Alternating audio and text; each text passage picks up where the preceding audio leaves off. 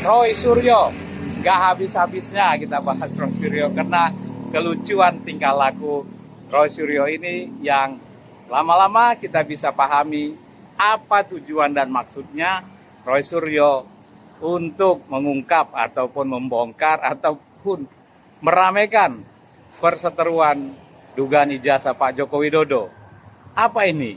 Salah satu video jejak digital dari Mas Roy Suryo yang kami peroleh ketika Roy Suryo ya berusaha mendekati Gibran Rakabuming Raka. Apa yang dilakukannya? Coba kita lihat video berikut ini dan simak sampai habis agar bisa mendengarkan pembahasan kami.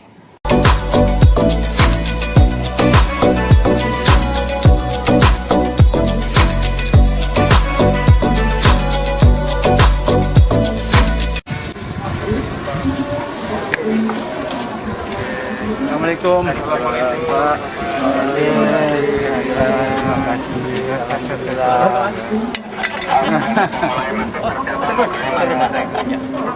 Alhamdulillah baik. Ya toh? Iya.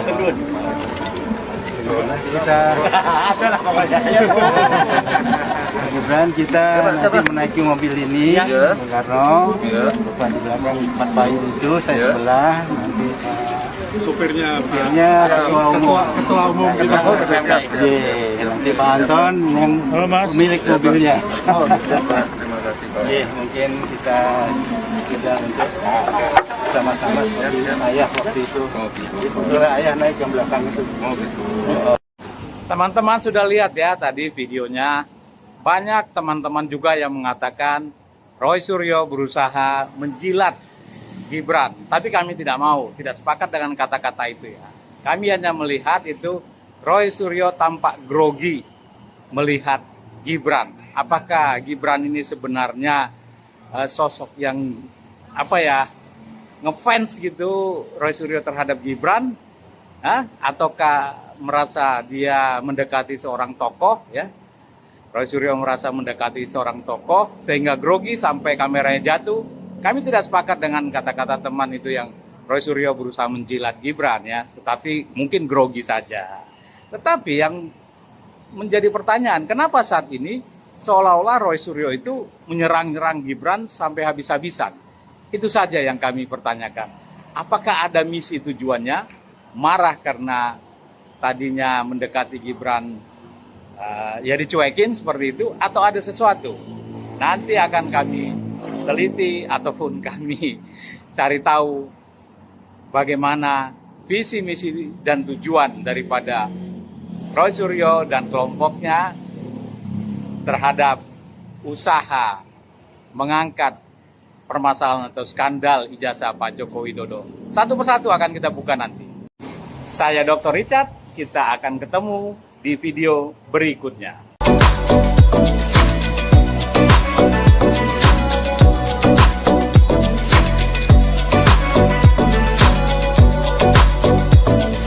Fakultas Kehutanan Universitas Gadjah Mada Yogyakarta menggelar syukuran atas terpilihnya Jokowi sebagai presiden. Ya, Jokowi merupakan alumni Fakultas Kehutanan UGM angkatan 1983.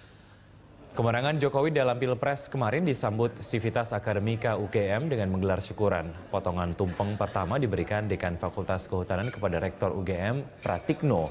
Tumpeng ini adalah simbol kemenangan rakyat dan keluarga besar UGM. Syukuran ini juga harus menjadi refleksi atas kemenangan Jokowi, mengingat semangat voluntarisme atau kesukarelaan rakyat yang mengantarkan Jokowi menjadi presiden. Oleh karena itu layaklah isu tentang Ini tentu saja kepastian hukum kita tunggu, tapi yang jelas ini sudah sangat dekat menjadi kenyataan. Dan satu hal yang harus kita ingat adalah Jokowi efek yang sangat penting dalam arena politik adalah tumbuhnya voluntarisme. Sebetulnya tidak terduga, tapi semua kebanggaan tersendiri. Karena yang saya lihat itu, yang tadi saya sampaikan itu beberapa hal yang positif itu aja yang nampak.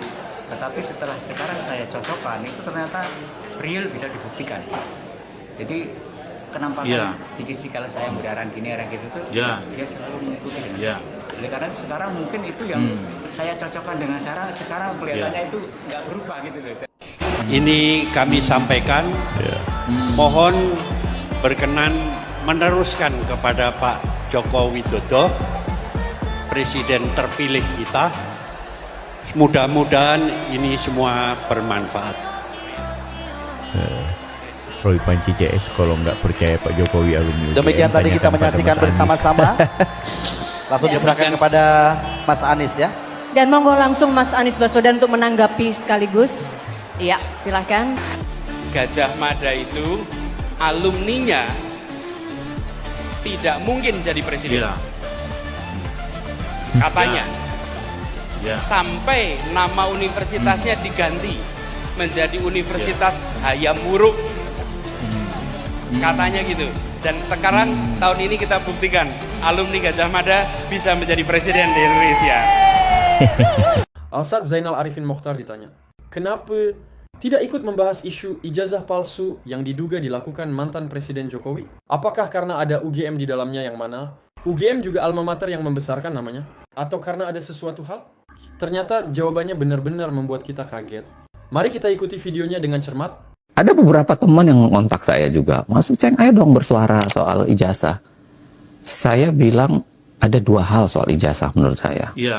Satu, saya khawatir ini ruang publik sedang dikacaukan sehingga kita ribut soal ijazah, kita kelupaan dengan kebijakan negara, gitu loh. Jadi izinkan, saya bilang begini, saya tidak pernah melawan teman-teman. Silahkan teman-teman jalan dengan isu ijazah. Saya akan main di isu yang lain. Bukan berarti saya tidak suka dengan kalimat ijazah, enggak. Cuman saya khawatir kalau kita semua main di isu itu, concern kita dengan isu ini banyak banget isu. Ada ribuan isu. Setiap hari. Sebenarnya ini persoalan sederhana. Sederhana soal ijazah ini. Satu, saya berbicara dengan beberapa orang karena saya tidak mengetahui fakta aslinya. Dan saya bukan pejabat universitas yang bisa membuka datanya orang. Saya bukan dong, karena saya bukan siapa-siapa, bukan jadi rektor UGM, jadi nggak mungkin saya bisa membuka data. Saya bertanya ke beberapa teman, profesor, yang kalau kita mau bagi misalnya pembagian politik di tahun 2024, dia bukan pendukungnya Pak Jokowi. Dia berada di barisannya capres lain lah. Bukan capres pemenang juga lah. Gitu. Saya nanya, mereka bilang, iya, Jokowi tamatan UGM. Kata mereka, Jokowi tamatan UGM. Cuma bahwa ijazah yang dia pakai ketika mendaftar pemilu itu benar ijazah asli atau bukan, nggak ada yang tahu. Nah, itu dia. Karena kan sangat mungkin, misalnya kalau ijazah hilang. Kalau ijazah hilang, terpaksa yang dipakai mendaftar, kan harusnya adalah surat dari keterangan dikti itu bahwa hilang. Jadi saya tidak bisa menjaminkan, kata orang itu ya, bahwa dia tamatan UGM, iya, tapi saya tidak bisa menjaminkan ketika dia daftar kemarin di pemilu, apapun lingkatannya, apakah pemilu di wali kota atau gubernur atau presiden, dia pakai yang asli atau bukan. Wallahu alam. Dia tidak bisa memastikan satu. Yang kedua, UGM menurut dia ya, hanya bisa memastikan di wilayah yang UGM memang punya. UGM punya apa? Ya, berkas-berkas yang ada. Dan sebenarnya tidak serta-merta kita bisa mengkritisi berbasis pada data yang ada. Saya kasih contoh begini, Bang. Misalnya kalau dikatakan skripsinya nggak asli, karena tidak ada tanda tangan pembimbing, mohon maaf, kalau diperiksa sebagian besar skripsi di Fakultas Hukum ini, itu nggak ada tanda tangan pembimbingnya. Kenapa? Karena mahasiswa itu kan begini, Bang. Mahasiswa itu kalau mau menyetorkan, kan masa disuruh bendelin, fotokopi bendel lagi satu untuk dikasih ke fakultas. Kadang-kadang enggak, jadi satu bendel bekas ujian terbukanya, itu yang disetorkan kan. Kadang-kadang luar tanda tangannya. Kalau diperiksa di situ tuh banyak yang ada tanda tangan. Jadi tidak bisa gini. Tidak bisa dicapai kesimpulan kebenaran hanya berbasis misalnya itu tidak ada tanda tangan kah, kayak gitu. Dengan segala hormat untuk Mas Roy CS ya, saya kira dia berikhtiar membuktikan itu benar salah, bukan urusan saya. Lagian juga begini, Ceng, saya lagi-lagi ya para pemirsa, betul-betul tidak tertarik untuk membahas itu.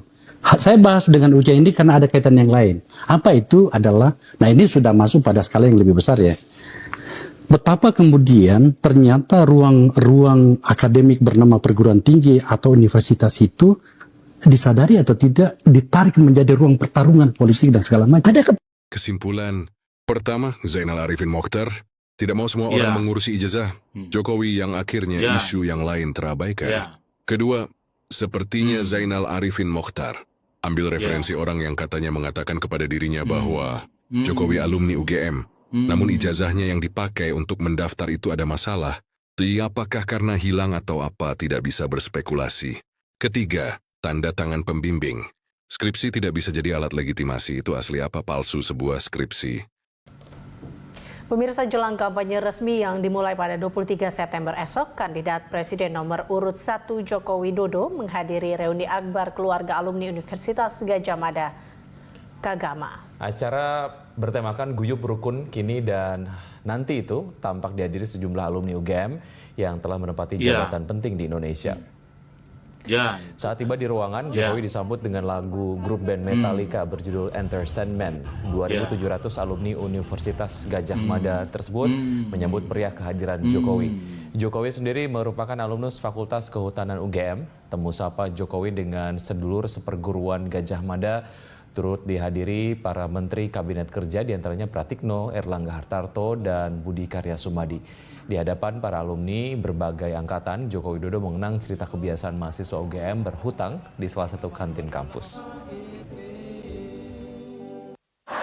Coba yang pernah hutang di SGPC maju.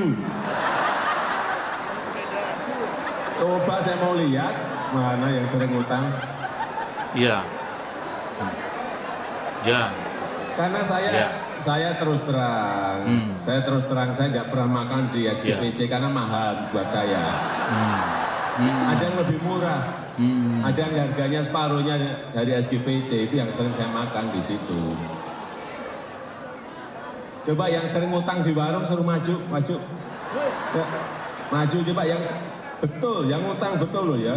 Jangan yang ngaku-ngaku utang pengen jajar saya gitu. Udah paham belum?